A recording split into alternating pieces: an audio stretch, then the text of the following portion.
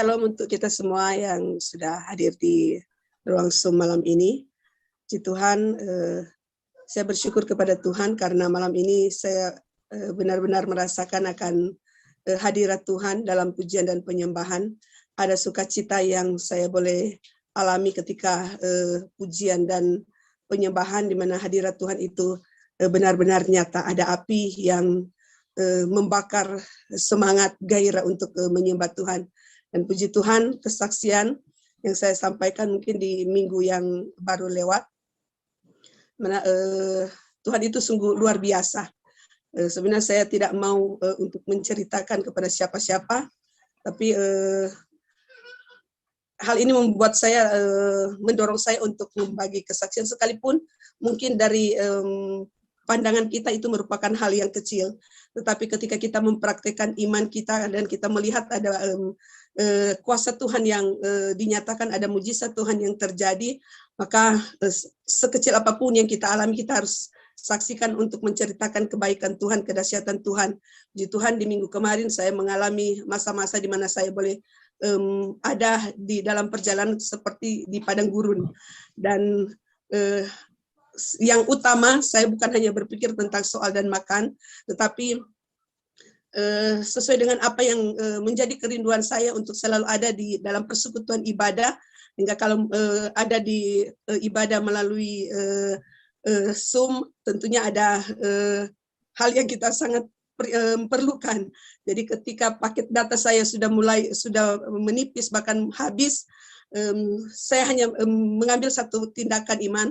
Pagi-pagi itu, karena pagi itu saya tidak dapat mengikuti karena memang sudah tidak ada, dan saat itu saya angkat pujian dan penyembahan. Mungkin saya ada dalam pujian dan penyembahan itu ada 2 sesi. Nah, saya lakukan itu sampai pukul 11 siang saya lakukan.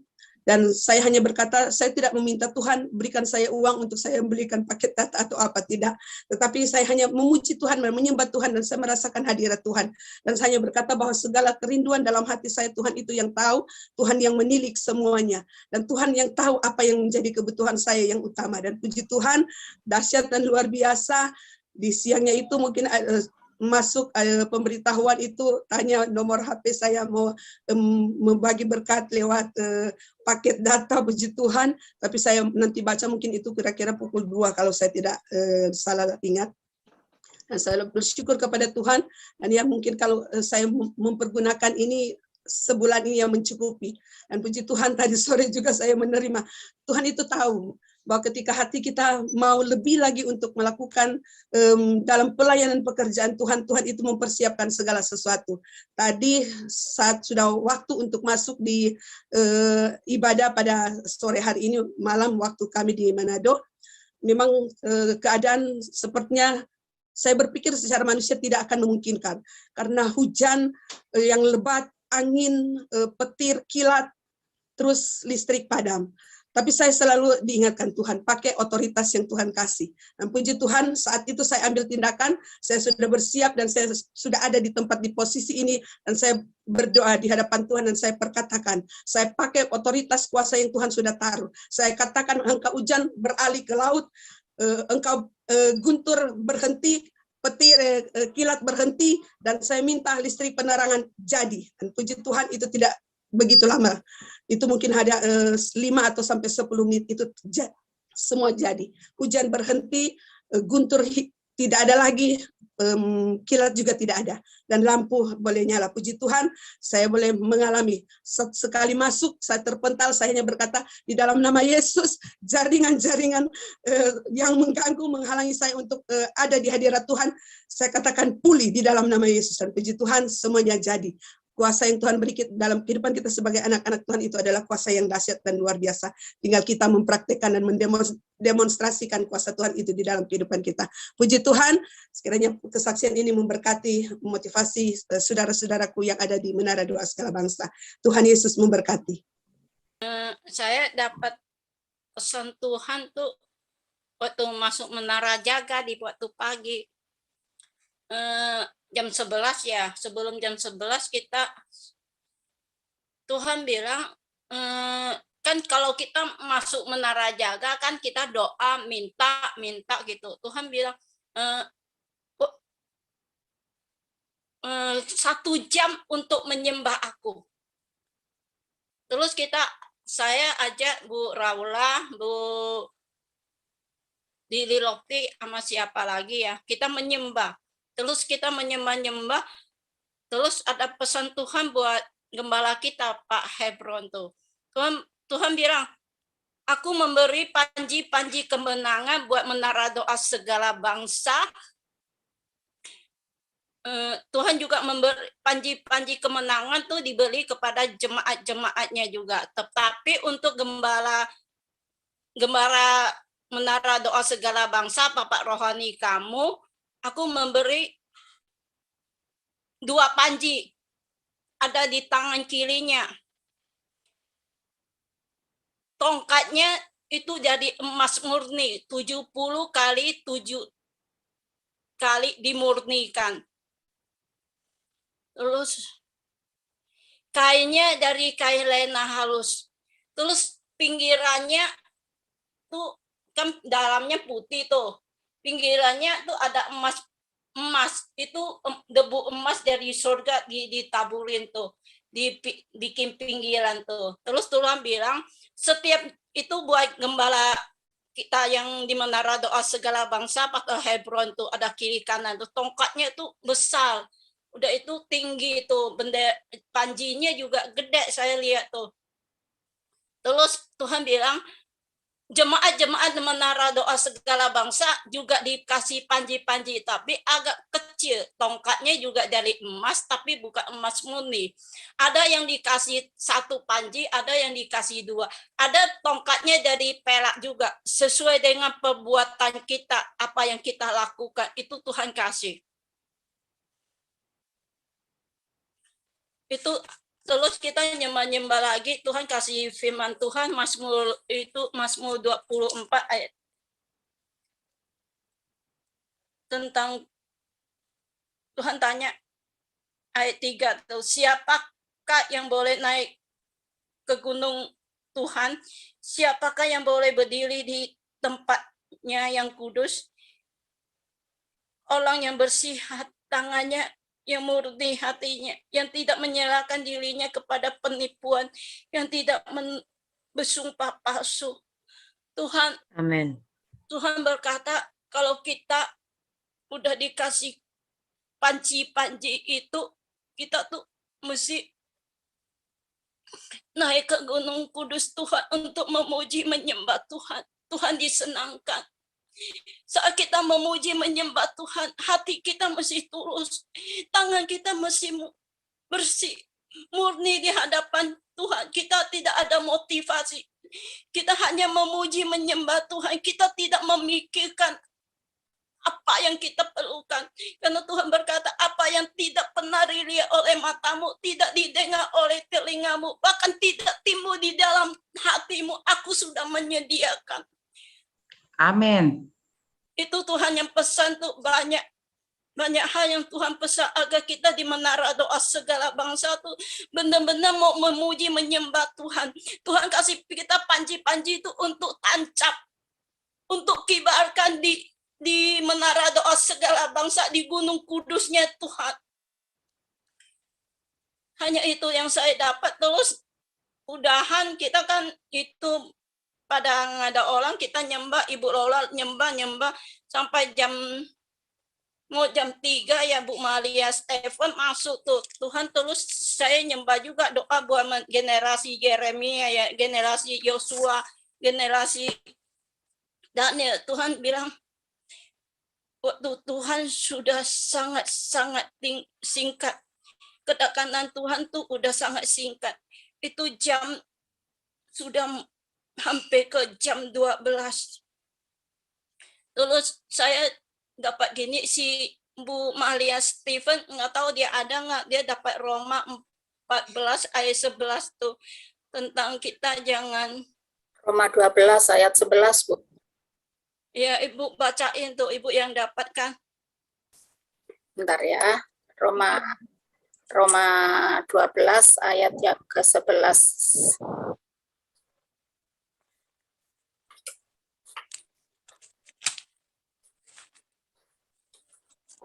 Roma 12 ayat 11.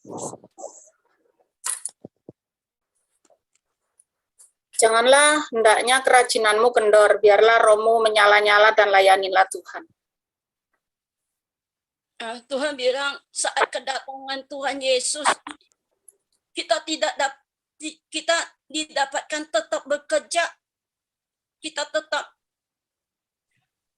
hidup kita tidak bercela, kita tetap setia, tetap melayani Tuhan, kita tidak tawa hati, tidak mundur dari Tuhan, karena apa yang kita lakukan tuh untuk kehidupan kita yang akan datang. Tuhan bilang, saat aku datang, aku mendapatkan engkau tidak bercacat atau bercela. Engkau tetap bekerja di ladangku, maka aku akan memberi engkau mahkota kehidupan, mahkota kebenarannya, mahkota abadi tersedia bagimu. Hanya itu yang saya dapat. Terima kasih Menara Doa Segala Bangsa, terima kasih semuanya. Saya sarankan teman-teman yang pendoa, yang punya hati untuk berdoa untuk bangsa, untuk generasi. Dan mari kita bergabung di Menara Jaga. Karena di Menara Jaga tuh ada hadirat Tuhan. Ada hadirat Tuhan, ada kemuliaan Tuhan, ada kuasa Tuhan. Setiap saya masuk Menara Jaga ya, saya merasa ada hadirat Tuhan. Ada pesan-pesan Tuhan, ada apa tuh? Ada kayaknya kita tuh dekat sama Tuhan tuh. Antara kita sama Tuhan tuh sangat dekat gitu. Tapi kalau kita tidak masuk Menara Jaga ya, kita nyembah sendiri. Emang ada hadirat Tuhan, tapi di Menara Jaga baru berapa menit saya menyembah tuh hadirat Tuhan tuh ada, benar-benar ada, sampai Ibu Laura tuh merasa api-api Roh Kudus. Amin. Ya Roh Mesih. Terima kasih, mari teman-teman kita masuk Menara Jaga, berdoa untuk teman-teman yang butuh doa kita, butuh dukungan doa kita. Saya percaya Menara Jaga akan dipenuhi pada pendoa-pendoa yang mau bayar harga. Walaupun kadang kita masuk Menara Jaga, ada yang sambil masak, sambil kerja. Kalau saya tuh sambil petik sayur, sambil masak atau apa, tutup mic. Atau kalau disuruh doa, oke, saya doa, tinggalin pekerjaan rumah tangga saya tinggalin. Padahal kalau mau pakai waktu untuk berdoa Menara Jaga tuh sebenarnya tuh kita ibu-ibu tuh boleh dibilang tuh nggak ada waktu, tapi kita harus paksakan waktu kita untuk Tuhan, karena kedatangan Tuhan Yesus sudah dekat banget tuh. Paksakan tuh. Kalau kita nggak paksakan, kita tidak bisa masuk Menara Jaga. Terima kasih Tuhan buat semua teman-teman yang sudah mendukung, Bu Laura, Bu Stevi, Enka, Bu Popi, Bu Faula, semua selalu mendukung. Ayo masuk Menara Jaga. Aduh, ayo. Ya. Kita selalu Tuhan ada di Menara Jaga. Terima kasih ya Tuhan, terima kasih semuanya. Haleluya, amin. Tuhan, sungguh kami mengucap syukur Tuhan untuk malam hari ini. Sungguh biar Engkau yang berbicara di tengah-tengah kami, sampaikan apa yang Engkau mau Tuhan. Bapa, pimpin setiap kami, beri kami hikmat, beri kami pengertian, agar setiap apapun yang disampaikan melalui lidah bibir hamba-Mu Tuhan, itu menjadi pedang bermata dua yang mengupas setiap kami dan memberikan kami sesuatu yang baru, benih keilahian buat setiap kami. Terima kasih Tuhan, Engkau yang pimpin dari awal sampai akhir. Di dalam nama Yesus kami berdoa. Amin, amin, amin. Oke, shalom. Shalom semuanya, ini seingat saya. Shalom, Pak. Shalom, ini seingat saya adalah kali kedua saya isi di Menara Doa Segala Bangsa. Saudara, hari ini saya mau share, kita mau sama-sama belajar, bukan hanya setiap saudara yang belajar, tetapi saya pun juga belajar. Buat saya ini adalah tahun-tahun yang sangat ajaib dan tahun-tahun yang luar biasa, dan saya sedang belajar sebuah kata, yaitu pesta. Saya benar-benar melihat bagaimana selama tahun 2019, 2020, 2021, dan kita masuk ke tahun 2022, ini adalah tahun pesta.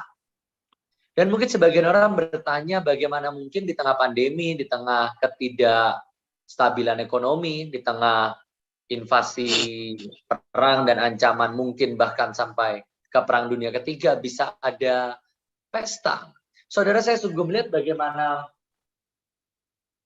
memang akan ada bencana dan memang akan ada keguncangan, tetapi pesta akan tetap dimulai dan pesta sudah dimulai.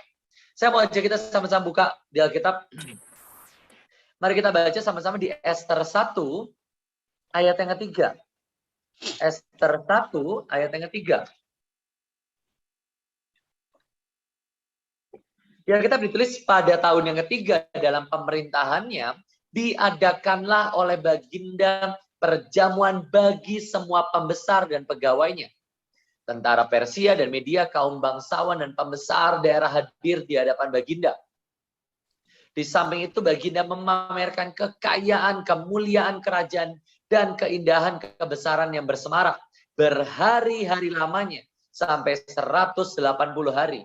Setelah genap hari-hari itu, maka raja mengadakan perjamuan lagi 7 hari lamanya bagi seluruh rakyatnya yang terdapat di dalam benteng Susan, daripada orang besar sampai orang kecil bertempat di pelataran yang ada di taman istana kerajaan. Saudara, saya sungguh melihat apa yang sedang digelar oleh Raja Xerxes hari itu, bahkan yang jauh lebih dahsyat, jauh lebih besar, sedang digelar oleh raja di atas segala raja, yaitu Tuhan dan Juru Selamat kita.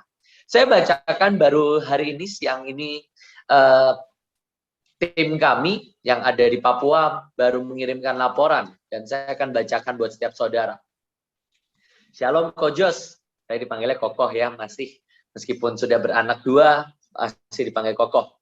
Shalom Kojos, mohon izin laporan, 3 KKR di suku Agats yang indoor sudah selesai. KKR pertama 150 jiwa, KKR kedua 400 jiwa, KKR ketiga 210 jiwa. Saudara, ini adalah KKR di pedalaman Papua yang berjarak mungkin sekitar 6-8 jam dari Timika naik kapal, saudara.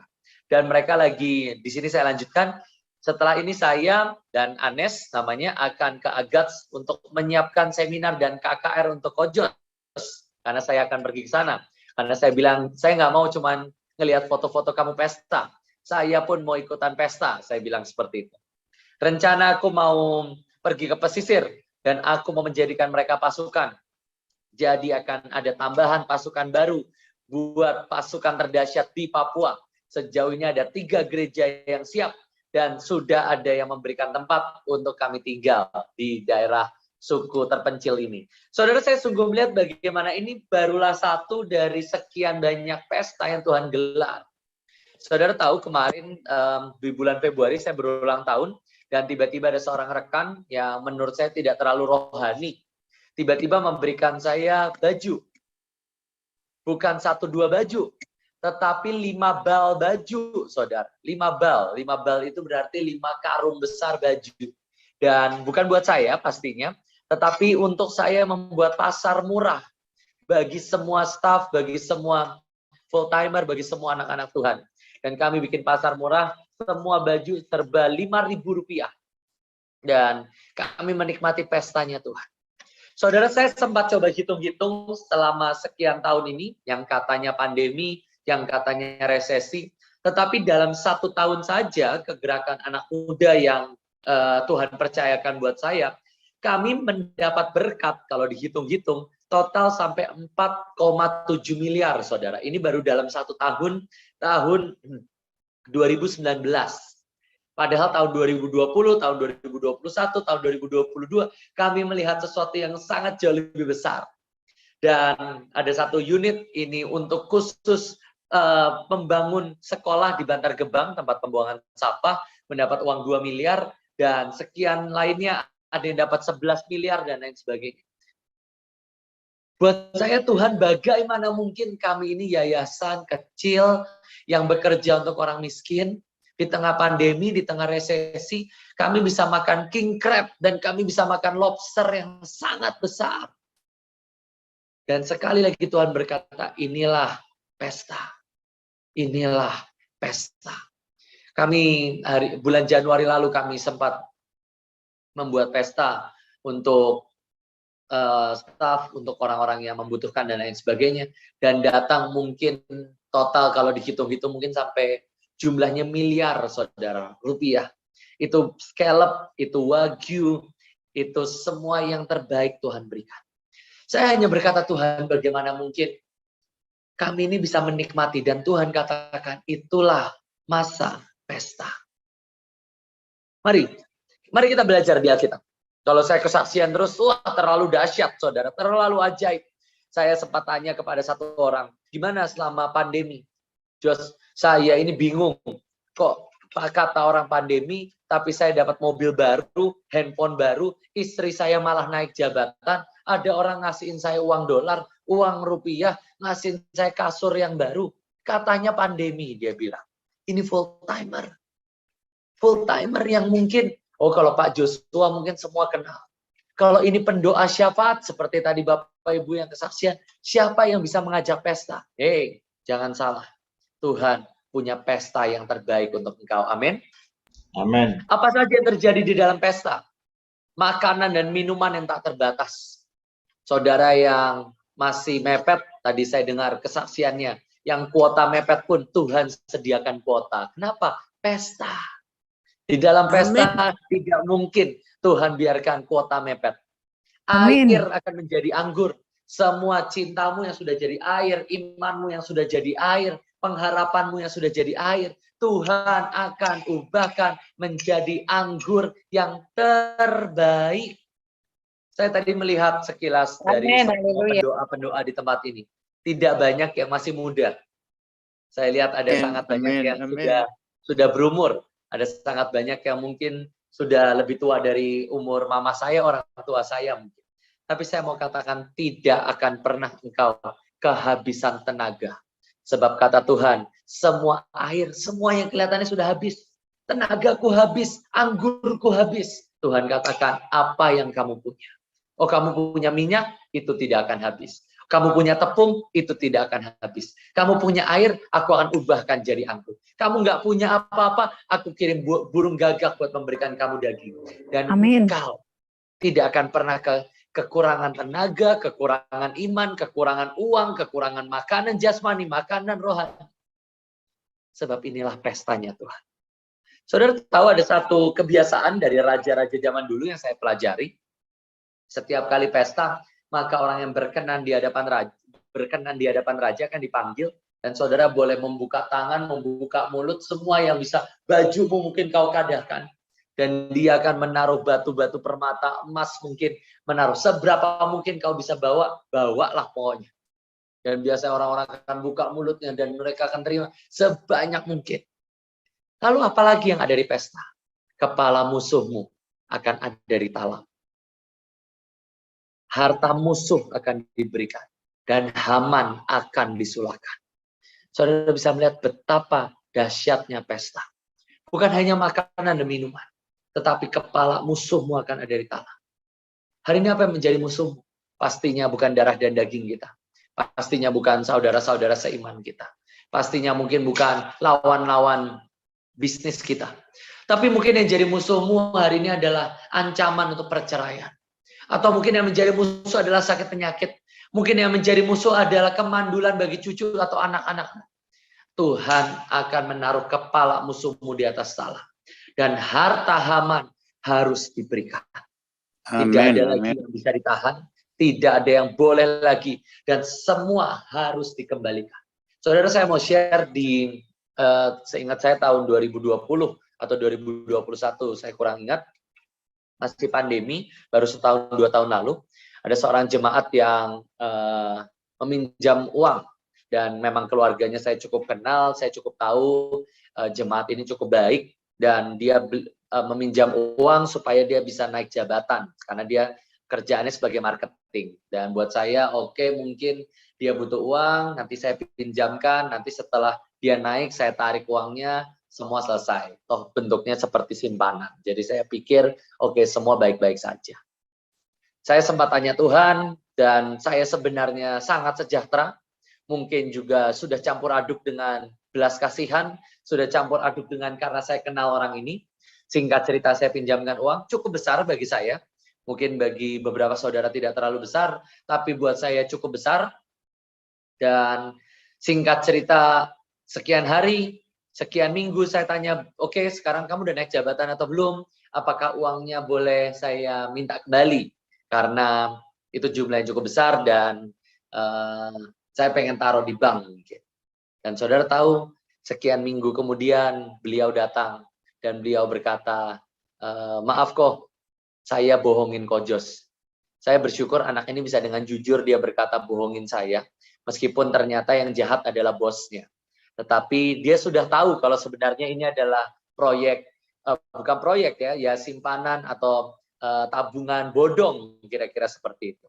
Tetapi demi dia diiming-imingi naik jabatan, dia tetap bohongin saya. Dan singkat cerita orang tuanya datang, minta maaf ke saya sampai sungkan karena jemaat saudara. Orang tuanya datang, beliau minta maaf, minta tolong supaya anaknya nggak dimasukkan dalam penjara. Saya berkata, aduh Bu, kayaknya saya nggak mikir sejauh itu juga, tapi ya oke, ini uang besar, tapi ya sudah. Saudara tahu mungkin bagi sebagian orang, saya bodoh.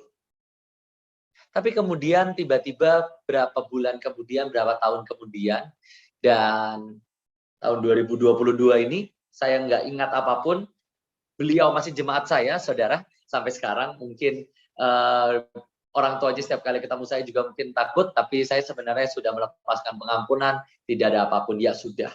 Dia mau cicil, oke, dia nggak mau cicil juga, ya udah. Saudara tahu tiba-tiba saya dihubungi satu orang, dan ternyata beliau ini bekerja di dalam pekerjaan yang mirip dengan jemaat yang menipu saya. Meskipun mereka sangat saling tidak mengenal.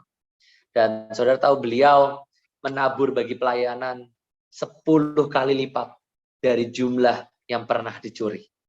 Nah, saya sungguh lihat Tuhan, bagaimana mungkin ini seperti, mungkin bagi sebagian orang, oh Joshua kamu kehilangan uang. Saya pikir enggak, saya enggak kehilangan uang. Ini investasi terbaik saat saya memutuskan mengampuni. Dan hari ini saya dapat investasi 10, bahkan kalau detailnya 14 kali lipatnya, saudara. Dan saya sungguh berkata, wow, kapan lagi investasi 14 kali lipat hanya dalam jarak 1 tahun, 2 tahun, saudara. Dan saya sungguh lihat dia memang Tuhan yang sedang membuat pesta di tengah-tengah kita. Tapi hari ini menjadi pertanyaan, di manakah engkau saat Tuhan membuat pesta? Mari kita baca lagi di Alkitab, mungkin tidak usah share screen, saya bacakan. Di Alkitab ditulis seperti ini. Dan maka raja membuat jam perjamuan, membuat pesta, di dalam bahasa Inggrisnya membuat pesta yang sangat besar bagi semua pembesar dan pegawai raja. Apakah engkau pembesar dan pegawai raja? Kalau saudara lanjutkan di ayat yang kelima, setelah genap 6 bulan, maka raja mengadakan perjamuan lagi bagi seluruh rakyat. Berapa lama? 7 hari lamanya. Saudara mau pesta 6 bulan atau 7 hari? Saudara mau pesta 6 bulan atau 7 hari? Kalau 6 bulan, syaratnya adalah ternyata cuman pembesar dan pegawai. Kalau saudara rakyat, dapat pesta nggak? Dapat 7 hari. Itu pun yang tinggal di Benteng Susan. Kalau saudara tinggal jauh dari Tuhan, ya nggak dapat pesta. Kalau saudara rakyat jelata, tidak mau pelayanan, tadi ya tidak mau ikut menara jaga, tidak bertugas, nggak pernah nginjil, nggak pernah pelayanan, tidak pernah memberi sumbangsih kepada kerajaan surga, ya saudara rakyat. Kalau saudara dekat sama Tuhan, 7 harilah pesta. Sebentar. Tapi kalau engkau adalah pembesar dan pegawai raja, amen, maka saudara akan mengalami pesta yang ajaib. Saudara tidak usah buka, akan saya ceritakan. Kalau saudara baca ada sebuah peristiwa yang menarik di saat si bungsu pulang ke rumah Bapa. Saudara bisa baca di kitab Lukas, dan saudara akan menemukan bahwa sampai akhir perikop. Si sulung tidak pernah diundang masuk ke dalam pesta. Sampai akhir si bungsu masuk ke dalam pesta, si bungsu diundang, pastinya diberikan jubah yang baru, cincin yang baru, sendal yang baru. Tetapi si sulung tidak pernah mendapatkan undangan masuk ke dalam pesta. Dan sekali lagi kalau saudara baca di Alkitab, mungkin next time kita akan pelajari lebih dalam. Siapa yang diundang selain si bungsu? Pegawai Bapa atau pelayan-pelayan Bapa. Hari ini yang menjadi pertanyaan adalah, siapa engkau waktu Tuhan membuat pesta? Waktu Tuhan membuat pesta, apakah engkau rakyat? Engkau mungkin adalah orang-orang yang merasa, oh saya ini anak sulung, pasti Tuhan ingat sama saya. Eits, si sulung tidak pernah diundang ke dalam pesta. Saudara baca perikopnya. Si sulung tidak pernah diundang. Sampai si sulung datang, dia mendengar seluring, dia mendengar suara pesta. Si bapak keluar dan bapaknya berkata, loh, kan kamu udah dapat semuanya. Ya sudah.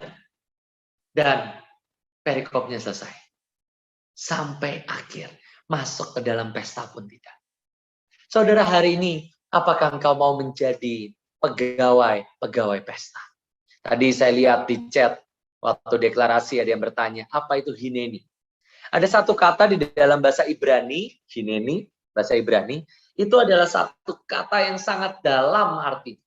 Pada hakikatnya arti kata hineni adalah here I am, atau ini aku. Di saat Tuhan memanggil Abraham, maka Abraham berkata hineni. Di saat Samuel dipanggil Tuhan, dia berkata hineni. Tetapi apa itu hineni? Hineni adalah saat engkau seorang pelayan, engkau seorang budak, engkau seorang bawahan, dipanggil oleh tuannya, dan apapun yang tuannya perintahkan, engkau akan melakukan. Itu hineni. Itu hineni. Jadi tidak semua Joshua, ayo sini, hineni. Enggak. Kalau bahasa Ibrani itu memang kompleks ya. Jadi bukan cuma sekedar ya kenapa, itu enggak. Tapi waktu dia berkata hineni itu seperti katakan, ya Bapak, aku ini milikmu. Nah, apakah sungguh itu adalah salah satu ciri dari seorang pegawai raja yang akan masuk ke dalam pestanya Tuhan? Sikap hati yang berkata Tuhan, hineni. Amin. Saat Tuhan panggil, ayo nak, aku mau kamu nginjil. Ayo nak, aku mau kamu pergi ke jalan-jalan. Ayo nak, aku mau kamu beri makan orang. Saudara, selama pandemi, ada satu anak youth, satu anak muda, dia mendapatkan rema dari Tuhan untuk memberi makan orang-orang yang isolasi mandiri. Jadi beliau ini di Palembang, dan beliau buka pendaftaran siapa saja yang kena COVID, bisa daftar dan akan dikirimkan makanan setiap hari. Dan beliau ini nggak punya uang terlalu banyak. Di awal, 1 minggu awal, beliau hanya bisa masak dan memberi makan untuk 200 orang. 100 awalnya, 100. Dia naik motor, dia bagikan, dia nggak punya kulkas, dia nggak punya tim, dia cuma punya 3-4 orang yang bersama-sama dengan dia. Masak cuma nasi telur, nasi sayur, nasi telur. Selama 1 minggu. Tapi saudara tahu kemudian tiba-tiba waktu dia bagi, ada satu channel televisi, awalnya lokal, tapi kemudian masuk sampai ke nasional, yang meliput dia, saudara. Dan saudara tahu tiba-tiba anak ini viral masuk ke sosial media, masuk ke berita, dan semua mengirimkan donasi ke anak ini. Sampai di akhir dia bisa memberi makan ke ribuan orang, dan nggak cuma itu. Di akhir, bukan hanya dia yang mengirimkan dan bagi-bagi makanan. Hampir seluruh Palembang ikut ke gerakan ini, saudara, yang dipimpin oleh anak ini. Semua memberikan makanan, mengirimkan kepada orang-orang yang isoman. Gereja-gereja ikut dan mulai mendoakan orang-orang yang isoman. Saya sungguh melihat ada sesuatu, something is moving. Ada sesuatu yang sedang bergulir, ada sesuatu yang sedang dimulai oleh Tuhan. Dan semua dimulai di saat engkau berkata, Tuhan, jadikan aku pegawai atau pelayan pesta.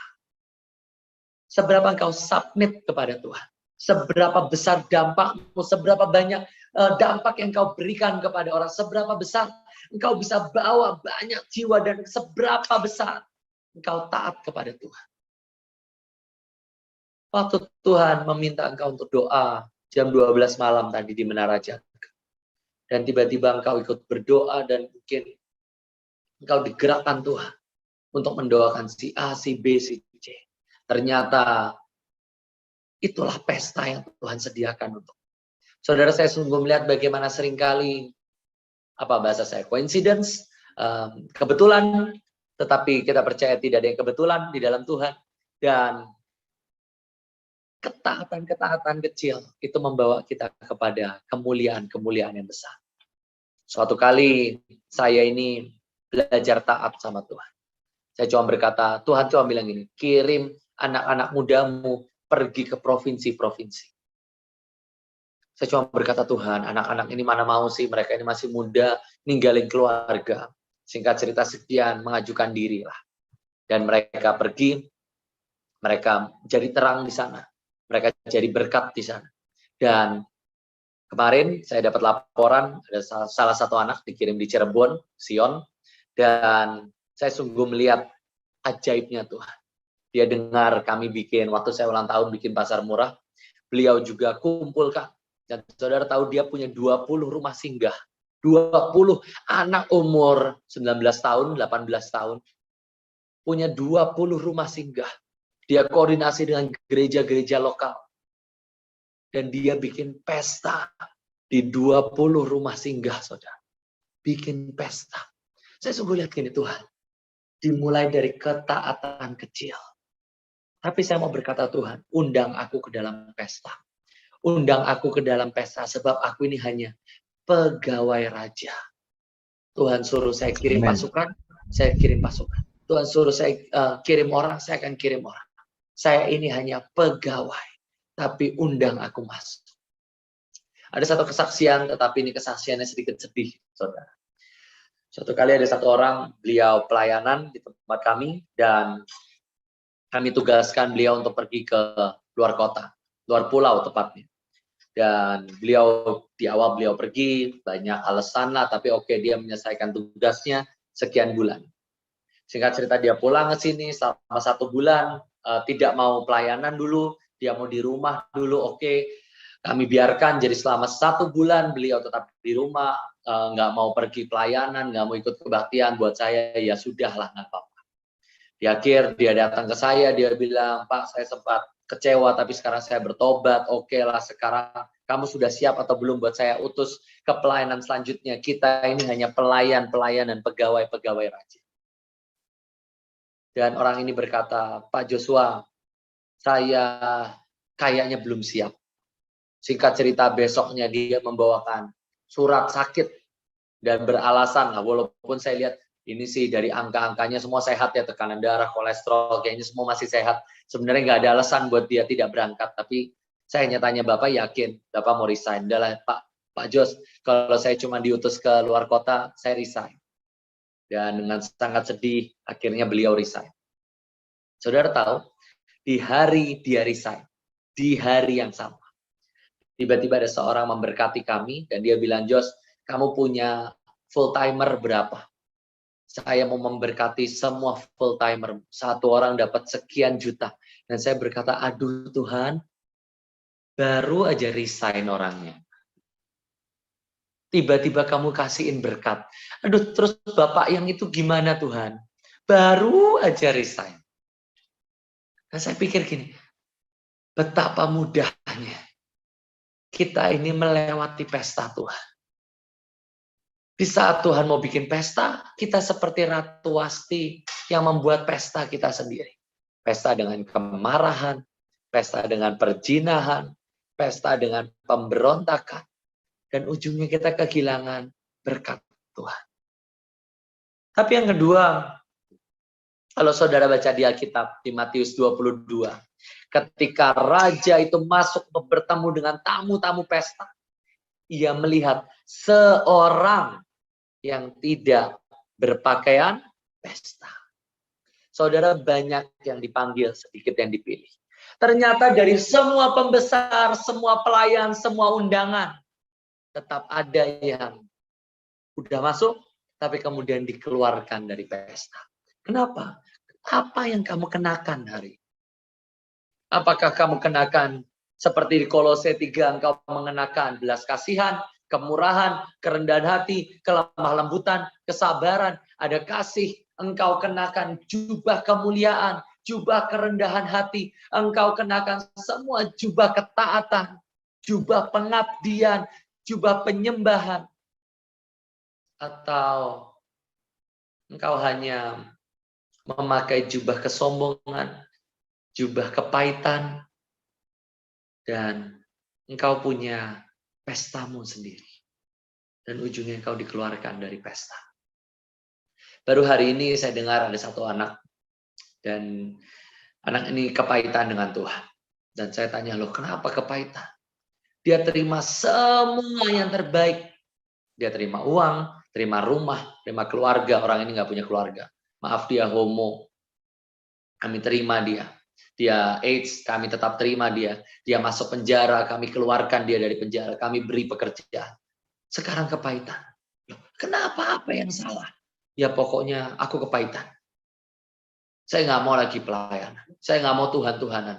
Lalu saya pikir kamu ini sudah terima semua yang terbaik. Dan kamu tetap memakai jubah luka. Dan jubah kepahitan dan jubah kesombongan. Saudara, seringkali kita ini terus pakai jubah kita yang lama.